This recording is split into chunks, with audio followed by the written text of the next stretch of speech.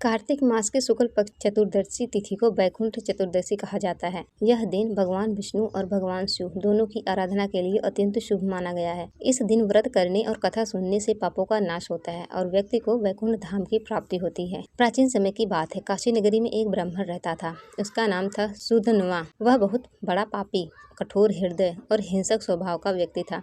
वह जीवों की हत्या कर अपना जीवन यापन करता था। एक दिन वह जब किसी पशु की हत्या करने जा रहा था, तभी रास्ते में उसे एक साधु मिले। साधु ने कहा, पुत्र, जीवन में इतने पाप मत करो, तेरे कर्म तुझे नरक में ले जाएंगे। अब भी समय है, पश्चाताप कर और भगवान का नाम ले। ब्राह्मण ने कहा, मैं इतना पापी हूँ कि भगवान भी मुझे क्षमा नहीं करेंगे। साधु बोले, भगवान से बड़ा कोई क्षमाशील नहीं है। कार्तिक मास में वैकुंठ चतुर्दशी आने वाली, उस दिन तुम गंगा स्नान करो, भगवान विष्णु और भगवान शिव की पूजा करो, तुम्हारे सारे पाप धुल जाएंगे। जब वैकुंठ चतुर्दशी आई तो वह ब्राह्मण प्रातः काल गंगा में स्नान करने गया। उसने मन में संकल्प लिया, हे प्रभु, आज मैं अपने सभी पापों से मुक्ति चाहता हूँ। उसने भगवान विष्णु का नाम लेकर गंगा स्नान किया। फिर काशी विश्वनाथ मंदिर गया और वहाँ भगवान शिव की आराधना की। वह बोला, हे महादेव, मैं अत्यंत पापी हूँ, पर आज आपके चरणों में आया हूँ, मुझे क्षमा करें। भगवान शिव ने प्रसन्न होकर कहा, वत्स, आज वैकुंठ चतुर्दशी का पावन दिन है। आज मैं स्वयं भगवान विष्णु की पूजा करूंगा, क्योंकि इस दिन विष्णु भगवान का जन्म दिवस मनाया जाता है। फिर भगवान विष्णु प्रकट हुए। दोनों देवताओं ने एक दूसरे की पूजा की। भगवान विष्णु ने भगवान शिव को शंख, चक्र, गदा और पद्म अर्पित किया